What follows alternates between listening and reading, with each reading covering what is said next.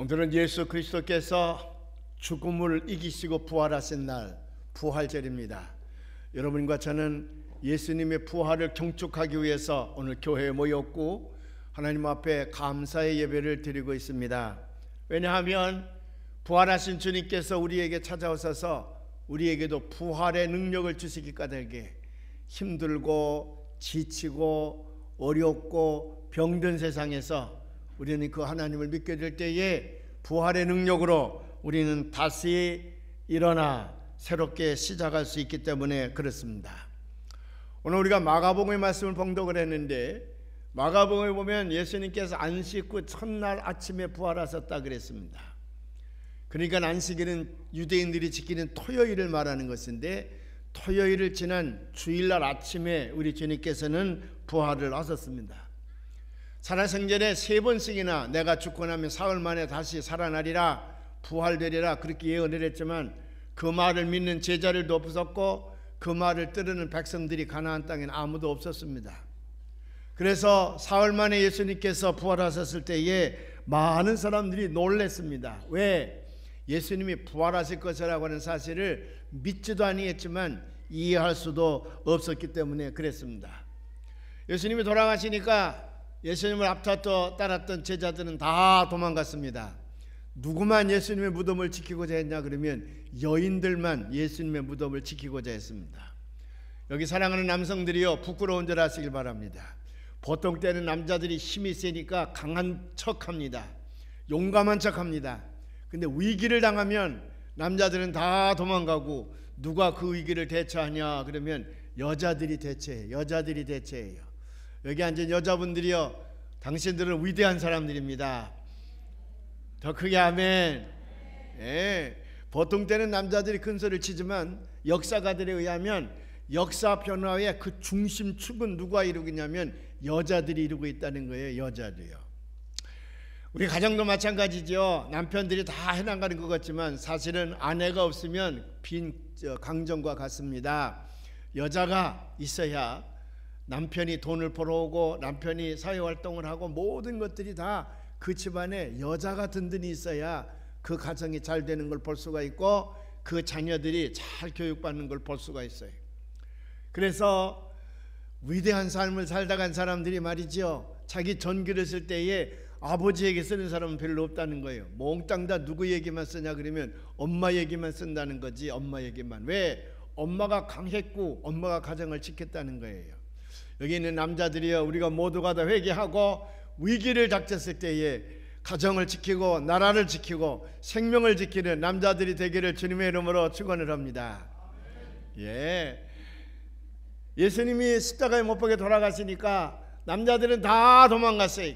여자들만 남았습니다. 사흘째 되는 날 세 여자가 예수님 무덤에 찾아갔습니다. 왜냐하면 당시 관습에 의하면 장사 지낸 다음에 사흘째 되는 날 그 시신에 향유를 바르는 관습이 있었습니다. 우리나라는 죽고 나면 땅 깊숙이 묻기 때문에 사흘째 되는 날 와서 무슨 삼오제 예배는 보지만 제사는 지내고 예배는 보지만 그 시신을 어떻게 할 수가 없습니다. 땅속 깊이 들어가 있으니까. 그러나 이스라엘 사람들은 돌관, 이 위에다가 관을 놓고 그 위에다가 시신을 놓고 돌뚜껑을 얹기 때문에 또는 이런 굴 속에다가 갖다 놓기 때문에 사흘째 된 날은 이제 와서 시신에다가 향유를 바르는 관습이 있었는데 세 여자 막달라 마리아, 야곱의 어머니 마리아, 살로메 세 여자가 향유를 들고 예수님의 무덤에 달려가는 거예요. 당시 예수님이 죽고 난 다음에는 많은 사람이 붙들려 함께 죽었습니다. 이 여자들도 붙들리면 죽을지도 몰라요. 더군다나 예수님의 무덤은 로마 병정들이 지키고 있었습니다. 그럼에도 불구하고 이 여자들은 목숨을 내놓고 용기를 가지고 예수님 무덤으로 사흘째 되는 날 새벽에 달려가게 됩니다. 달려가면서 걱정이 생겼습니다. 왜? 예수님이 돌아가시고 나서 무덤에 묻히시게 될 때에 로마 병정들은 혹시 예수가 부활할지 모른다고 하는 루머를 듣고 부활하지 못하도록 큰 돌로 입구를 막았습니다. 가면서 이 세 여자들은 걱정을 합니다. 오늘 성경 말씀에 보니까 누가 우리를 위하여 이 돌을 옮겨 놓을 수 있을까 걱정을 하는 거예요. 도착해 봤더니 이미 무덤문을 막고 있던 돌은 다 굴러져 내렸습니다. 세 여자들은 깜짝 놀라서 무덤 안에 들어갔더니 예수님이 누우셨던 무덤에는 빈 무덤 아무도 없고요. 거기는 흰옷을 입은 천사가 하나 있었습니다. 그 천사가 말하기를 너희가 나사렛 예수 그리스도를 여기서 찾는구나. 그는 살아나셨고 He has risen. 따라서 He has risen. He has risen. 여기 현재 완료형이 이미 살아나셨다고 말이죠. He has risen. 그가 살아나셨고 He is not here. 그는 여기 계시지 않는다. 여기 그가 누웠던 빈 곳을 보라. 봤더니 정말로 예수님의 시신이 없어요. 세 여자는 깜짝 놀랍니다. 무서워서 아무 말도 못해요. 근데 막달라 마리아, 7 귀신에 걸렸던 마리아, 예수님으로부터 크게 병을 고침받은 마리아, 그가 죄를 짓다가 많은 사람이 들켰지만은 예수님으로부터 용서받은 마리아, 그 마리아가요 베드로에게 달려가서 예수님의 빈 무덤 얘기를 합니다. 많은 사람들이요 예수님은 부활하지 않으셨다, 예수님이 시신을 누가 훔쳐갔다, 뭐 여러 가지 루머를 많이 퍼뜨리지만은 예수님이 부활했었다고 하는 증거는 많이 있습니다. 그 중에 우리 안에서 찾아볼 수 있는 4가지가 있어요. 첫째는 빈 무덤이에요.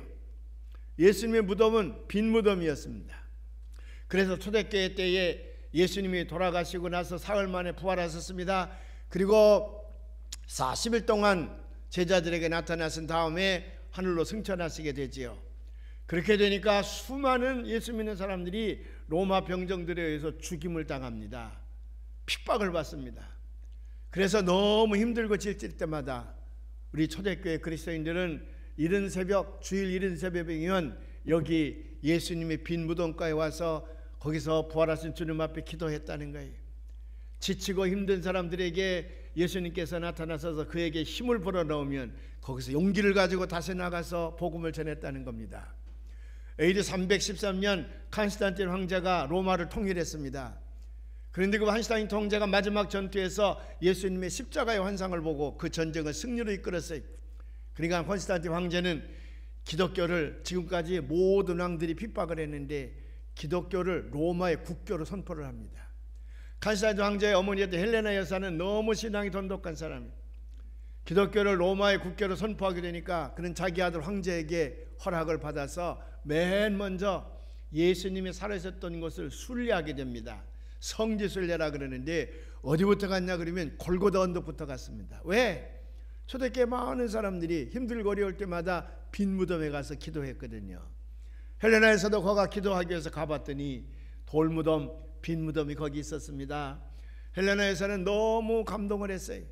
빈 무덤이구나, 예수님은 정말 부활하셨구나. 그래서 자기 아들 황제에게 얘기해서 거기다 큰 교회를 세웠어요. 그걸 성묘교회라 그래요. 성묘교회. 지금도 있습니다. 지난 2월 달에 우리 교회 교인들도 24명이 그 성묘교회 가서 빈 무덤을 보고 왔어요. 그게 성묘교회예요. 우리가 예수님께서 분명히 부활하신 것은 첫 번째 증거가 뭐냐 그러면 빈 무덤이에요. 두 번째 증거는 뭐냐, 성경이에요. 오늘날 성경은 왜 쓰여졌냐 그러면 예수님의 부활을 증거하기 위해 쓰여졌습니다. 예수님의 부활을 역사적 사실로 놓고 그것을 설명하고 기록하자니 예수님의 일생을 기록하게 됐고, 또 예수님의 일생을 기록하자니 저 구약 성경에서 앞으로 오실 메시아는 어떤 분이라고 하는 걸 예언했기 때문에 그래서 구약 성경이 오늘날 우리의 성경이 됐습니다. 성경이 있는 한 예수님께서 부활하셨다는 것을 명확하게 알 수가 있습니다. 세 번째로 예수님께서 부활하셨다는 것은 뭐를 보면 알 수가 있냐 그러면 교회입니다. 교회. 오늘날 교회가 왜 세워졌습니까? 초대교회 제자들이 교회를 처음 세울 때에 끝까지, 땅끝까지 예수의 부활을 증거하자, 예수의 부활을 증거하기 위해서 교회가 세워졌거든요. 여기저기 십자가가 서 있습니다. 왜 그런 줄 아십니까? 십자가에 못 박혀 돌아가시던 예수님이 부활하셨다. He has risen. He has risen. He is not here. 그는 부활하셔서 이 땅에 계시지 않는다. 그거를 증명하기 위해서 교회가 세워졌어요. 여기 교회 존재 이유가 뭐냐면 예수님이 부활하셨다는 것을 땅끝까지 전하는 게 우리의 임무예요. 이거 미션이에요. 이게 선교의 목표입니다. 마지막으로 예수님께서 부활하셨다는 것은 무엇을 통해서 할 수 있냐 그러면 주일 예배를 통해서 할 수가 있습니다. 유대인들은 그 전까지는 안식일날, 토요일날 예배를 드렸습니다. 그러나 안식 후 첫날, 주일날, 일요일날 예수님이 부활하시기 때문에 주의 날은 이제 아주 힘이 멍렁한 역사적 근거도 없이 내려왔던 안식일 날이 주의 날이 아니라 예수님께서 죽음의 권세를 무찌르고 부활하신 주일날, 그 주일날이 예수님의 날이요 하나님의 날이라. 그래서 우리가 주일을 지키는 거예요. 우리가 주일을 지키는 까닭은 이날 예수님께서 부활하셨다는 거거든. 그래서 예수님이 부활하셨음을 온 세상에 증거하겠다는 사실을 여러분 기억하시기를 바랍니다. 오늘 아침에 제가 새벽 예배 때에 예수님은 부활하신 다음에 적어도 11번 제자들에게 나타나셨다 그랬어요. 맨 처음에는 이 세 여인 가운데 막달라 마리아에게, 그리고 나머지 두 여인에게 나타나셨습니다. 그 다음에 베드로에게, 그 다음에 야고보에게 쭉 나타나다가 11번째는 다메섹 도상에서 예수 믿는 자들을 핍박하고 박해하고 잡아 가두기 위해 달려가던 사도 바울에게 나타났습니다. 그 이후에 지난 일주일 동안 수많은 사람들에게 부활하신 예수님이 나타나시는 거예요. 오늘 여러분들에게 나타나실 줄로 믿습니다. 저에게도 나타나실 줄로 믿습니다. 제가 곤고함에 있을 때에 주님께서 찾아오셔서 영혼아 왜 힘들어하느냐, 내가 너와 함께하지 않느냐. 제가 여러 번 그 음성을 들었어요.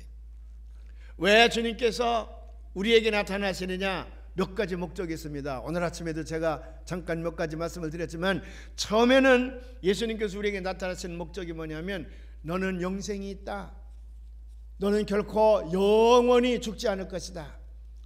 그것을 우리에게 인식시키기 위해서 주님께서 우리에게 나타나시는 거예요. Eternal life, 우리가 구원받았다고 하는 말은 영생을 얻는단 말이에요. 그 영생을 얻었단 말은 저 천국에서 주님과 더불어 영원히 살게 됨을 믿으시기를 바랍니다.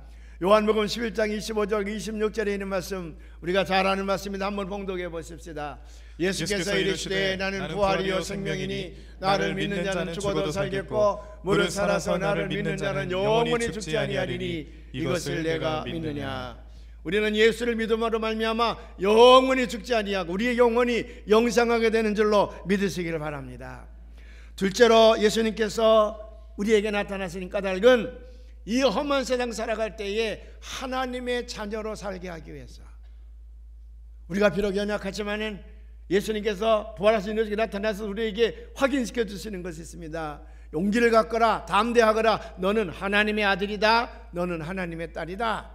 우리가 하나님의 자녀라고 하는 것을 확인시켜 주시기 위해서 예수님께서 나타나셨습니다. 요한복음 1장 12절에 있는 말씀을 한번 봉독해 보십시다.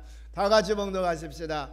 영접하는 자 곧 그 이름을 믿는 자들에게는 하나님의 자녀가 되는 권세를 주셨으니. 여러분과 저는 하나님의 자녀가 되는 권세를 가지고 이 땅을 승리하며 살게 되는 줄로 믿으시길 바랍니다. 세 번째로 왜 부활하신 예수님이 우리에게 나타났느냐, 우리에게 복을 주시기 위해서, 축복된 삶을 살게 하시기 위해서, 우리로 하여금 행복하게 살게 해주시기 위해서, 건강한 삶을 살게 해주시기 위해서 예수님께서 우리에게 다가오시는 줄로 믿습니다. 마지막 네 번째로 매우 중요한 것인데, 부활하신 예수님께서 능력을 가지고 우리에게 나타나시는 것은 우리가 어떤 상황에 있다 할지라도 거기 절망하거나 낙담하거나 좌절하지 말고 다시 일어나거라, 다시 일어설 수 있는 힘을, 부활의 힘을 주시기 위해서 예수님께서 우리에게 찾아오시는 겁니다. 예수님께서 말씀하십니다. 내가 세상 끝날까지 너와 함께 하겠다. 그 말은 무슨 말이냐 그러면, 내가 어디서 어떤 형편에 있든지 간에 내가 반드시 너를 일으켜 세워주리라. 일으켜 세워주리라. 예수 믿는다고 고난을 안 당하는 건 아니지요. 그러나 그 고난은 하나님께서 우리를 훈련시키셔서 더 큰 제목으로 쓰시기 위함입니다. 군대에 가면 사병들이 훈련받는 것과 장교들이 훈련받는 과정은 달라요. 사병들은 쉽게 짧은 기간 받습니다. 장교들은 사병보다 한 10배는 길게 받아요. 강한 훈련을 받습니다. 똑같이 대학을 나오고 하나는 사병으로 갑니다, 하나는 장교로 갑니다. 그러나 훈련을 마치고 나면 천지차이예요. 사병과 장교 위치는 달라요. 사병은 지휘를 합니다. 전투대장이 됩니다. 작전을 세웁니다. 사병들의 생명을 보호한다고 말이에요. 우리에게 때로는 고난을 통하여 강한 훈련을 시키는 까닭은 하나님께서 더 존귀하게 쓰시는 줄로 믿으시기를 바랍니다. 더 크게 아멘. 고난이 있는 자에게 더 큰 축복을 주는 거예요. 이 세상의 눈으로 보면 이 땅에서 잘난 사람도 있고 못난 사람도 있고 부자도 있고 가난한 사람도 있고 병든 사람도 있고 건강한 사람도 있고요, 장애자도 있고 비장애자도 있어요. 근데 이 땅에서는 차별적 눈을 가지고 그들을 보지만 하늘의 상급은 전혀 달라요. 지난 금요일날 성금여 연합예배를 저 연신교에서 봤는데 강사로 오신 목사님이요 아주 멋있는 얘기를 했어요. 이제 천국 갔다 온 사람들의 얘기를 그분이 들었다는데, 천국 가보니까 잘나고 많이 배우고 부자고 권세 있던 사람들은 별로 감사할 줄 모르고, 누가 감사를 많이 하냐 그러면 이 땅에서는 불량품처럼 취급되어졌던 사람들이 감사하더래요. 제일 만나봤더니 소아마비를 앓는 사람이 제일 감사하더래요. 만일 내가 지상에 살 때에 소아마비에 걸리지 않았더라면 난 지옥 갔을 겁니다. 근데 내가 소아마비 걸리는 바람에 하나님의 은혜를 사모하고 열심히 믿었더니 내가 천국 가서 이렇게 좋은 상급을 많이 받아놓으라고 소아마비 환자가 너무 좋아하더라고요. 두 번째는 얼굴이 많이 얽은 여자가 눈물 흘리며 감사하더래요. 내가 만일 얼굴을 얽지 않았더라면 세상에서 못된 짓 많이 했을 텐데 얼굴이 얽는 바람에 그저 예수님만 사랑하고 섬겼더니 하늘에 와서 내가 이렇게 큰 상급을 받게 된다고요. 그래 보니까요 90%는 다 세상에서 불량품 취급받던 사람들이래. 천국에 있는 사람들은 나머지 그저 10% 정도가 멀쩡한 사람이지, 멀쩡하게 살았던 사람들은 교만과 탐욕이 있어서 천국 오는 사람이 적은데, 이 세상에서 조금 비켜있는 사람, 억눌린 사람, 병든 사람, 가난한 사람, 조금 그 못난 이런 사람들이 오히려 예수 잘 믿고 하나님 앞에 감사하며 살아서 그들이 구원받아가지고 저 천국에서 큰 자리 차지하고 있다는 거예요. 사랑하는 여러분, 이 부활하신 예수님께서 우리에게 나타나시니까 우리가 다른 사람에 비해서 조금 못났다고 얘기했을 때에, 다른 사람이 눈총을 받게 될 때 조금 비정상적이거나 조금 불량품이라고 생각되었을 때에 우리를 하여금 자신 있게 자신감을 가지고 살게 하기 위해서, 우리가 실패했을 때 다시 일어나서 성공하게 하기 위해서 그래서 주께서 우리를 찾아오시는 줄로 믿습니다. 오늘 사랑하는 여러분들이요, 부활의 예수님과 영원히 사시기를 바랍니다. 부활의 예수님과 영원히 살게 하면 어떤 상황에서든지 여러분 승자가 될 수 있을 줄로 믿습니다. 성공하게 될 줄로 믿습니다. 다시 일어서게 될 줄로 믿습니다. 우리에게는 부활의 능력이 있기 때문에 그래요. 그래서 부활을 죽지 않은 사람, 모든 사람들은, 예수님의 부활을 경축하는 사람들은 나팔을 불어 제낍니다. 기뻐 찬양을 하게 됩니다. 저 바이올린을 탑니다. 바이올린을 킵니다. 저 풍금을 불어 제낍니다. 하나님 앞에 찬양을 드리는 거예요. 부활하신 주님과 영원하시기를 주의 이름으로 축원합니다. 부활이여 영원하라. 더 크게 아멘. 부활이여 영원하라. 그 영원하신 주님과 더불어 승리의 삶을 살아가시는 은평의 교우들이 되시기를 주님의 이름으로 축원을 합니다.